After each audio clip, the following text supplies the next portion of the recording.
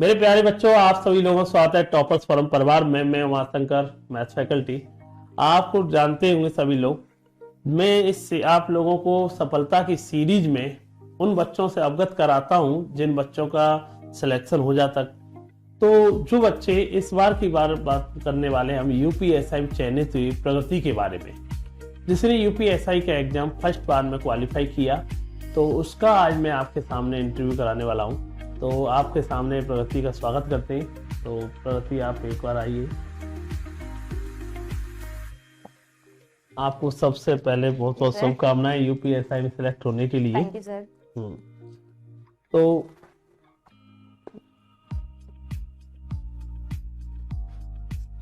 तो प्रगति, अपने बारे में सबसे पहले हम आपके दोस्त भाई बहन जो भी है, आपकी इस वीडियो को सभी लोग देखेंगे, तो आपने कैसे एग्जाम क्वालिफाई किया, क्या रहा इसके बीच में, ये सब चीज़ आप बच्चों के बीच में शेयर करेंगे। सबसे पहले अपना एक छोटा सा इंट्रोडक्शन बच्चों के बारे में दीजिए इनको। मेरा नाम प्रगति सिंह है, मैं उन्नाव की रहने वाली हूँ। मैंने अपना 12th तक की पढ़ाई जितनी भी थी वो सेंट जूड्स कॉलेज उन्नाव से ही कंप्लीट करी, और अपना यूजी और पीजी मतलब ग्रेजुएशन और पोस्ट ग्रेजुएशन यहीं लखनऊ यूनिवर्सिटी से कंप्लीट किया था। और उसके बाद अपनी तैयारी शुरू करी एसएससी और यूपीएसआई के लिए। तो प्रगति, आपने यूपीएसआई का एग्जाम फर्स्ट एग्जाम यूपीएसआई था कि इससे पहले भी कोई आपने एग्जाम दिया था? सर, मैंने एसएससी सीजीएल इससे पहले दिया था। सीजीएल एग्जाम हाँ, दिया 2020 वाला। अच्छा, तो ये बताइए, जैसे कि यूपीएसआई में आपने एग्जाम, पहला एग्जाम से पहले सीजीएल भी दिया था जी। उससे पहले आपने कोई और भी एग्जाम? नहीं सर, मेरा जो मेन फोकस था वो एसएससी था, पर यूपीएसआई के लिए फिर तैयारी करी थी। अच्छा। तो यूपीएसआई के लिए आपने कैसे रणनीति अपनाई? क्योंकि ये एग्जाम नो डाउट इस बार जो हुआ है कई चीज़ों में चर्चाओं में बना रहा, और कट ऑफ नो डाउट बहुत अच्छी हाई गई है, तो फिर भी आपने फर्स्ट टाइम में क्वालिफाई किया, बहुत अच्छे स्कोर के साथ क्वालिफाई किया। तो क्या आपकी रणनीति रही थी इसके साथ में? सर, जैसे मैं 2020 में आपसे जुड़ी थी एसएससी के लिए, तो उसी के साथ साथ आपका जो यूपीएसआई फास्ट ट्रैक बैच आया हुआ था उसके लिए मैंने तैयारी करी थी। उसके साथ आपसे जुड़ के, विनय सर से जुड़ के, आपसे मैथ्स के लिए, विनय सर से जीएस के लिए, बाकी हिंदी की फैकल्टी मैंने आपसे पूछी थी।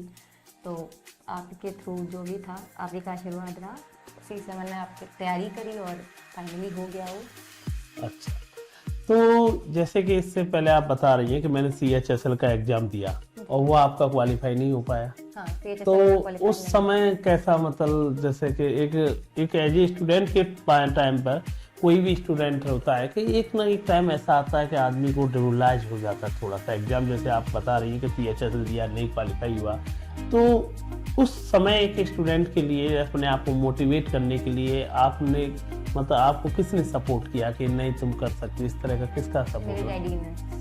अच्छा। मेरी फैमिली से उनका मतलब बहुत बड़ा सपोर्ट रहा कि कभी भी किसी भी एग्जाम में अगर कभी फेल हुई तो कभी उनका ऐसा नहीं रहा कि मत करो आगे, छोड़ दो ये।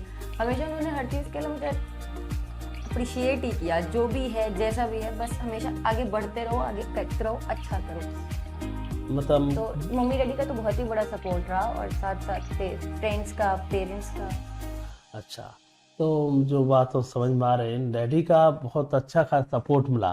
मतलब अगर आप एग्जाम फेल भी हुए थे उससे पहले, तो उन्होंने फिर भी हमेशा पॉजिटिविटी के साथ बात करते थे आपको कि जैसे कि कोई बात नहीं, इस बार नहीं तो अगली बार होगा। अच्छा, जैसे यूपीएसआई तो तुम्हारा फाइनली सिलेक्शन हो गया है, इसकी ज्वाइनिंग भी आ गई है ना, जिस तरह से बता रहे हैं जनवरी में आपको ज्वाइनिंग आने वाली है। तो ये आपकी एक ड्रीम जॉब है या इसके अलावा भी कुछ आपने सोच रखा है?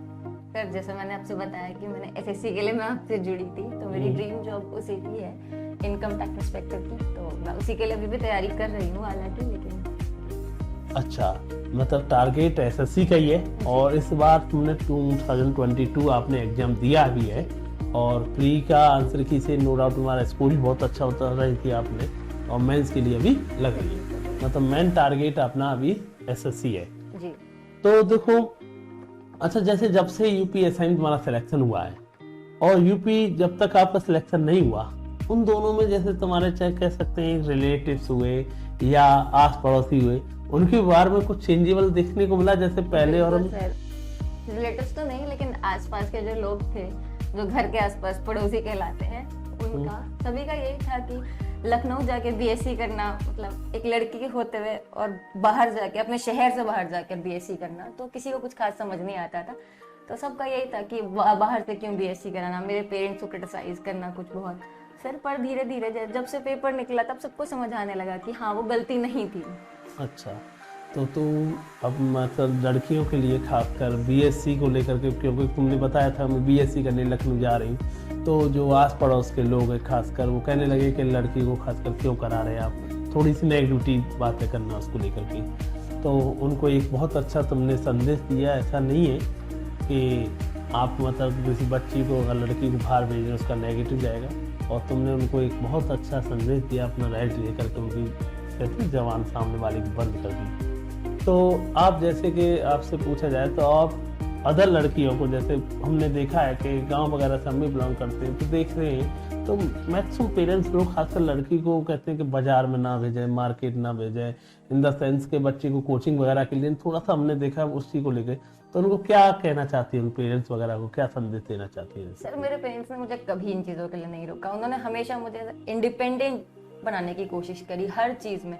इधर वो बाहर का कोई काम रहा हो, मेरी पढ़ाई रही हो, या मेरे घर के कितने भी कुछ भी हो, उन्होंने हमेशा मुझे हर चीज़ के लिए कभी डिमोरलाइज नहीं किया किसी चीज़ के लिए। तो हर चीज़ के लिए हमेशा यही समझाया कि आगे बढ़ो, इसे करो, तुम कर सकती हो। तो मैं आप सबसे भी यही कहूँगी कि मेरे पेरेंट्स हैं, उन्हें लड़कियां ऐसे नहीं होती हैं कि आप उन्हें घर बिठा के रखो, बिल्कुल पढ़ाने के लिए हैं, पढ़ाइए, आगे कुछ करके आपका नाम रोशन करेंगी, कल को आपको भी अच्छा लगेगा। अच्छा, तो तुमने जैसे पहले इंटरव्यू से पहले मुझे बताया था कि पापा जी आपके यूपी पुलिस में थे, और यूपी पुलिस के बाद आप उन कह सकते हैं कि दरोगा बनी, तो उनकी खुशी कैसी रही इसमें? मतलब जब रिजल्ट आपका आया तो उन्हें बताया तो उनको कैसा लगा? सर वो रिजल्ट तो जब फिजिकल हुआ था मेरा, जब मेरा फिजिकल क्वालिफाई हुआ था, उस दिन वो इतना खुश थे जिसका कोई हिसाब नहीं। मैंने पहली बार उन्हें इतना खुश देखा था। तो क्योंकि उनको खुशी इसलिए है क्योंकि वो भी कांस्टेबल है, तो वो हमेशा कहते हैं कांस्टेबल दरोगाओं के साथ ही रहते हैं, तो उन्हें पता है कि इस पद के बारे में नो डाउट बहुत पावरफुल होता है। और यूपीएसआई का पद तो ये मान के चलो, तुम देखे होंगे मूवी वगैरह में भी दिखाते हैं कि सिंघम इस तरह के आजकल बहुत पावरफुल है ही, इसमें कोई शक नहीं। तो उन्हें बड़ा अच्छा लगा, उन्हें खुशी हुई है। और जो सबसे बड़ी बात है कि तुम अभी रुकने की बात नहीं है। कुछ बच्चे होते हैं कि जैसे दरोगा हो गए या कोई भी जॉब ले ली, एक होता है कि सर ठीक है, सेटिस्फाई है, ठीक है। तुम्हारे अंदर अभी मैं देख रहा हूँ जिस तरह तुमने बताया कि सर मुझे अभी भी आगे एसएससी का एग्जाम दे रही हो आप 2022 में, और dream job income tax officer है, उसके लिए अभी भी तुमने 8-9 घंटे अभी कंटिन्यूस पढ़ाई कर रही हो, मेंस का भी बैच कर रही हो, तो नो डाउट तुम कर ले जाओगी, ये भी हमारी शुभकामनाएं। क्योंकि बच्चों के सामने अभी तो तुम्हारा यूपीएसआई के बारे में जा रहा है, और जिस समय सिलेक्शन तुम्हारा हो जाएगा दोबारा से एसएससी में, दोबारा उनको फिर तुम्हारा इंटरव्यू आएगा, बच्चों को बताएंगे कि आप इनकम टैक्स भी होके आए। सबसे बड़ी बात ये भी आती है कि अच्छा तुम जैसे संगति का बहुत असर होता है, कहते हैं लोग कि सर संगति ऐसी पड़ी। अच्छा तुम्हारे फ्रेंड सर्कल वगैरह का इसका कुछ क्या कहना चाहेंगे? सर मेरे कुछ फ्रेंड्स हैं जो यूपीएससी के लिए भी प्रिपेयर कर रहे हैं, बिल्कुल उनकी संगति का बहुत बड़ा असर है। और साथ साथ बाकी फ्रेंड्स थे जो एसएससी के लिए प्रिपेयर कर रहे थे, उनके साथ भी कुछ को हमने मोटिवेट किया, कुछ ने हमें किया, तो धीरे धीरे करके चीज़ें ऐसे ही आगे बढ़ी। तो कुल मिला के फ्रेंड संगति का बड़ा अच्छा भी इफेक्ट पड़ता है। अगर बच्चा कोई आपके दोस्त वगैरह आपके साथ जुड़े हुए और आपको बार बार करते हैं कि भाई नई पॉजिटिव बातें करते हैं, तो नो डाउट उसका फर्क पड़ता भी है। और जितने भी ये इस प्रगति का कहना नहीं है, मेरा मानना है जितने भी बच्चों के मैं बात करते हैं, हम जितने भी बच्चे सिलेक्ट होते हैं, उनका एक बात जरूर आती है कॉमन सेंस, क्योंकि बहुत सारी बातें ये अपने घर पर भी बात नहीं कर पाते। हो सकता है अपने टीचर से बात कर पाते, हो सकता है अपने फ्रेंड को बता पाते हैं अपनी प्रॉब्लम। और कुछ फ्रेंड इतने अच्छे होते हैं कि नो डाउट हर जगह सपोर्ट करते हैं, तो बड़े फ्रेंड भी एक अच्छा जेन्युइन फ्रेंड होने का बहुत फायदा भी है। तो अच्छा, तो आप जैसे अभी की बात बताए, जैसे तुमने ग्रेजुएशन कर रही थी, कोचिंग जैसे फर्स्ट टाइम तुमने कोचिंग की, और जैसे कोचिंग में से एक बात जानना चाहते हैं कि बहुत चीज़ें हैं, हम ये जानना चाहते हैं कोचिंग से आपको कितना बेनिफिट बैठ पाया? कोचिंग से मेरे कंसेप्ट क्लियर हुए, खुद से मैं वो क्वेश्चन लगा जरूर लेती थी, चाहे वो मैथ्स हो या जीएस हो, पर आपके जो कंसेप्ट हैं वो किसी के बताने से ही क्लियर होते हैं। हर चीज़ आप खुद नहीं कर सकते। हम मानती हूँ लोगों का पेपर निकलता भी होगा, पर जो मेरा रहा मैं अपना बता रही हूँ कि मुझे बहुत बड़ा इफेक्ट लगा कि मेरी मैथ्स है, जीएस है, बाकी और भी सब्जेक्ट थे, जैसे हिंदी थी। मैं आईसीएसई बोर्ड से पढ़ी हूँ, तो मेरे लिए हिंदी बहुत एक टिपिकल सब्जेक्ट था, तो मैंने वो भी पढ़ी। तो धीरे धीरे करके चीज़ें हुई और बिल्कुल अच्छे से हो गई। उनके कंसेप्ट बहुत अच्छे से क्लियर हुए जब मैं सर से जुड़ी, जब मैं विनय सर से जुड़ी। तो देखो बेटा, बहुत बच्चे कहते हैं सर हमारा सिलेक्शन ये दिक्कत आ गई, सर हमारा CHSL एग्जाम नहीं निकल पाया, तो सर आगे क्या ही तैयारी करें। आपके सामने प्रगति है, इसका एक एग्जाम्पल आपके सामने। फर्स्ट एग्जाम इसने दिया CHSL, बता रही है कि सर मैंने इतने पढ़ाई की थी, मुझे लग रहा था CHSL क्वालिफाई हो पाएगा, वो भी नहीं हो पाया। फिर भी फर्स्ट एग्जाम SSC 2021 का दिया था, उसमें फाइनल कट ऑफ में नहीं आई। इसके साथ साथ इस बच्ची ने पहला एग्जाम UPSI का दिया, नो डाउट इसने फाइनली जॉब ले ली, और उसके बाद 2022 के लिए SSC CGL के लिए लगी हुई है। और एक बात आपको बता देते हो, तो बहुत बच्चे ये डिमोलाइज होते हैं इस चीज़ को सोच करके, सर हम पर एक छोटा एग्जाम नहीं निकल पाया, सर आगे कर पाएंगे कि नहीं कर पाएंगे। ये तुम लोगों के लिए बहुत बड़ी बात होती है कि भाई ऐसा नहीं है, तुम्हारा इसमें नहीं है, कोई दिक्कत नहीं, आगे ट्राई करो ना, क्यों नहीं हो पाएगा, हमारा कर पाएंगे।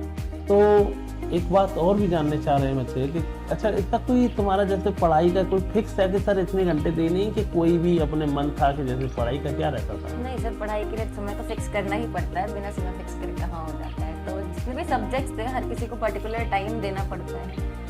तो आप भी बिल्कुल पर्टिकुलर, जैसे मैथ्स के लिए है, मैं दिन का 2 घंटा निकालती ही थी। GS जब मैंने पढ़ना शुरू किया, जब मैंने उसके सारी चीज़ें कवर करी, GS का पर्टिकुलरली हर एक सब्जेक्ट, धीरे धीरे करके मैंने सारे ही सब्जेक्ट्स GS के कवर किए, मैथ्स करी, इंग्लिश करी, हिंदी करी। तो बिल्कुल टाइम तो निकालना ही पड़ता है, दिन में कम से कम भी 6 घंटा आपको पढ़ना पड़ेगा, और मॉक्स हैं, मॉक्स सॉल्व करने पड़ेंगे।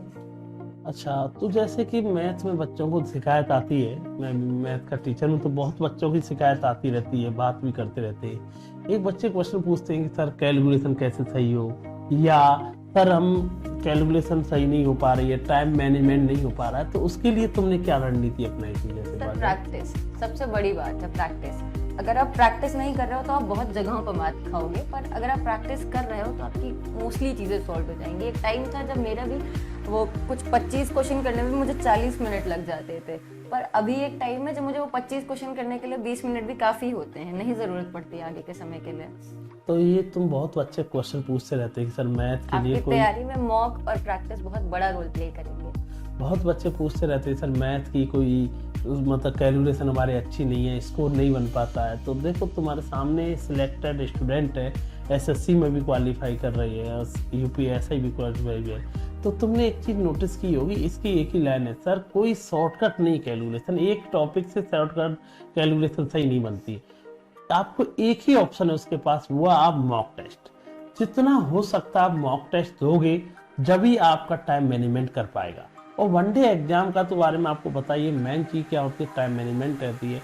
और इसके लिए बच्चे पूछते रहते हैं कि सर कोई पेपर हम 40 क्वेश्चन, जैसे UPSI में 40 आते हैं, मैथ में SSC में बात की 1 घंटे में करने होते हैं, मैं 60-100 क्वेश्चन करने होते हैं। तो उसके लिए एक ही चीज़ है, जैसे तुमने सुना इसके बारे में कि सब मेनली हमने मॉक टेस्ट पर फोकस किया। तो जितना हो सकता है मॉक टेस्ट पर आप भी फोकस कीजिए, और कैलकुलेशन के लिए भी जब आप प्रैक्टिस करेंगे तो नो डाउट जो भी आपकी डाउट आ रही है ना, वो आपकी अपने आप सॉल्व होती रहेंगी, परंतु आप उससे लीव नहीं कर सकते। आप सोचें कि नहीं सर बिना मॉक टेस्ट के कुछ संभव है, वो मुश्किल है। आप एक बात समझ लें, तो जितना हो सकता है, एक बार आपने कोर्स कर लिया तो आप कंटिन्यू क्या करना चाहिए, आपको प्रैक्टिस टेस्ट पर ध्यान देना चाहिए।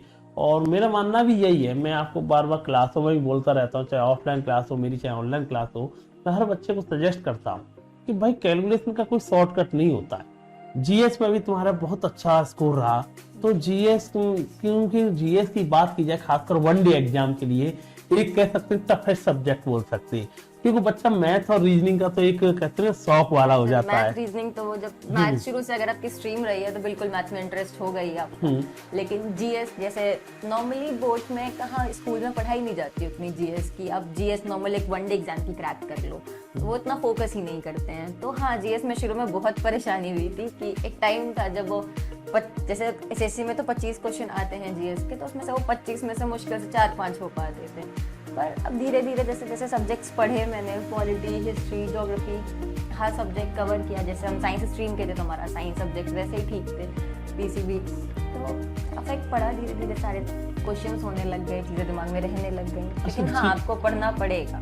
अच्छा, जीएस के लिए भी आपने बताया कि विनय सर का जीएस का एक स्पेशल बैच किया था, तो जैसे कि हम देखो जीएस एक वाइड सब्जेक्ट है, आप जानती हैं, तो उससे कुछ बेनिफिट मिल पाया था जैसे जान? बिल्कुल, विनय सर ने मेरी इकोनॉमिक्स बहुत हेल्प करी, मुझे इकोनॉमिक्स में, एनवायरनमेंट साइंस में, धीरे धीरे करके वो क्वालिटी उन्होंने जो उनके नोट्स थे वो बहुत ज़्यादा अच्छे थे कि एक बार उन्हें रिवाइज करने बैठे तो आपका बहुत हद तक सिलेबस, बहुत हद तक जो शॉर्ट नोट्स होते थे उससे भी बहुत सारी चीज़ें कवर हो जाती थी। बाकी करंट अफेयर्स जो वो कराते थे वो कुल मिलाकर के एक बार जहाँ पे भी है, जो भी एनीवे स्टूडेंट है, एक बार तो आपको जीएस को देखो, डीएस को टफेस्ट सब्जेक्ट बोलने के पीछे जैसे टफ नहीं है, जीएस को सबसे ज्यादा इंटरेस्ट आता है बच्चों को पढ़ने में, इतिहास वगैरह को, पर टफेस्ट इन द सेंस इसका ये है कि इतना वाइड सिलेबस है बच्चे के लिए, क्योंकि चाहे आप इसमें एक तो नंबर ऑफ सब्जेक्ट बहुत हो जाती हैं, फिर केमिस्ट्री, बायोलॉजी, कई सारे, इसके अलावा इकोनॉमिक्स, फिर इसमें ज्योग्राफी, पॉलिटी, बहुत सारी सब्जेक्ट आपके अंदर हो जाती है, तो वाइड हो जाता है। तो नंबर ऑफ क्वेश्चन बात की जाए, चाहे किसी वनडे एग्जाम में देखी जाए, यूपीएससी मान के चलो 40 आते हैं, उसमें भी मूल विद्या लगा जाती है, इधर से एसएससी में 25 क्वेश्चन आते हैं और बहुत सारे इसमें सब्जेक्ट हो जाते हैं, करंट अफेयर्स वगैरह भी जुड़ जाती है। तो मेरा मानना यही है कि जीएस को एक बार कर लेनी चाहिए किसी भी टीचर के द्वारा। तो आपने विनय सर से की, नो डाउट आपको बेनिफिट भी मिला, क्योंकि आपने अच्छा स्कोर कर पाए। इस बार भी आपने जीएस में 25 में से आपके 17 क्वेश्चन के समथिंग सही रहे, तो बहुत अच्छी बात है, और आपने मैनेज किया, ये बहुत अच्छी बात है। और बहुत बच्चे होते हैं कि सोचते हैं कि सर इस सब्जेक्ट को हम लीव कर दें जीएस को, तो उसका रेस्ट देखने को मिलता है आपको अपनी रैंक पे, हो सकता है आप क्वालिफाई भी नहीं कर पाए, तो आपको चारों सब्जेक्ट पे आपको बराबर वैल्यू देनी होगी, चाहे मैथ हो, चाहे रीजनिंग हो, चाहे जीएस हो, चाहे इंग्लिश हो। सर मैंने गलती करी थी, मैंने जब पहला सीजीएल दिया था तो मैंने बिल्कुल जीएस को इग्नोर करके देखा था कि बस बाकी 3 सब्जेक्ट क्लियर कर ले रहे, कट ऑफ तो क्लियर हो ही जाएगी सोच के, पर एट लास्ट आपको वो चीज़ें नहीं मिलेंगी जो आपको चाहिए। और अगली बात, जीएस आपकी पर्सनालिटी डेवलपमेंट में भी बहुत बड़ा रोल प्ले करती है। अगर आपको जीएस या जैसे बाकी चीज़ें पता है, मान लीजिए पॉलिटी हो गई, हिस्ट्री हो गई, साइंस हो गई, तो वो बहुत बड़ा आपके रोल प्ले करते हैं आपकी पर्सनालिटी डेवलपमेंट के लिए, कि आपको चीज़ें पता होंगी। अगर कोई कभी बार बात हो रही है या नॉर्मली भी आपकी लाइफ में भी आगे जाके वो बहुत बड़ा रोल प्ले करती है। तो कुल मिलाकर के एक बात आप समझ पाए, प्रगति से इतनी सारी बातें आपसे कराई मैंने, जितने मेरे पे क्वेश्चन बन सकते थे मैंने पूछने की कोशिश की एज ए स्टूडेंट। फिर भी आपको लगता है कि इससे कोई और सजेशन चाहिए, तो जब इसकी वीडियो आएगी उसके नीचे आप कमेंट कर सकते हैं, आप पूछ सकते हैं जो भी आपको लगता है कि इसके लिए प्रगति से हमारा ये क्वेश्चन है, नो डाउट आप पूछ सकते हैं, और जो भी आपको लगे। और मेरा मानना है कि देखो, मोटिवेशन के लिए सबसे बड़ी बात है कि घर में, जैसे इसने बताया सर मैं एग्जाम देने के बाद हुई, तो पापा जी का बहुत बड़ा रोल रहा, फ्रेंड हुए या अपने गुरुदेव जो भी एनीवे साथ। तो ऐसा नहीं है स्टूडेंट आज तुम इसे देख रहे हो कि सर कलेक्टर दरोगा हो गई, तो इससे पहले ऐसा नहीं है कि इसके साथ भी असफलता नहीं झेली होगी। तो बहुत ही बिरले लोग होते हैं, नो डाउट एक ही बार में कोई भी एग्जाम दिया, उसी में पहली बार एग्जाम दिया हो गए, जॉब ले ली, नहीं तो 99% लोगों में जाएंगे कहीं ना कहीं एक बार तो असफल कहीं ना कहीं हो जाता है। और असफल होने के बावजूद भी बहुत लोग होते हैं कि सर एक बार गिर गए, दोबारा कोशिश ही नहीं की, ना मन किया, डिमोलाइज हो गए कि सर हम तो छोटे से एग्जाम फेल हो गए, अब कैसे होगा। तो ऐसा नहीं है, आप में से ही बच्चे होते हैं, आप में से ही सोचते हैं कि नहीं यार यही बच्चे होते हैं, क्वालिफाई एसएससी भी करते हैं, कांस्टेबल भी बनते हैं, आईएएस तक बच्चे पहुंचते हैं। बस तुम्हारी सोच डिपेंड करती है, जैसे तुम चाह रहे हो वही तुम कर जाते हो, ये सब चीज़ें हैं। फिर भी तुम्हें लगता है इसके बारे में कोई भी डाउट, आपको कोई भी इससे क्वेरी जाननी है प्रगति से, तो आप कमेंट कर देना, ये अपना रिप्लाई देगी। और तो टॉपर्स फोरम तो आपकी टीम आपके लिए हमेशा हाजिर है ही। लखनऊ में आपको पता ही हमारी ऑफलाइन क्लासें ऑनलाइन क्लासें चलती हैं। तो धन्यवाद आप सभी के लिए, थैंक यू बेटा, जय हिंद सभी।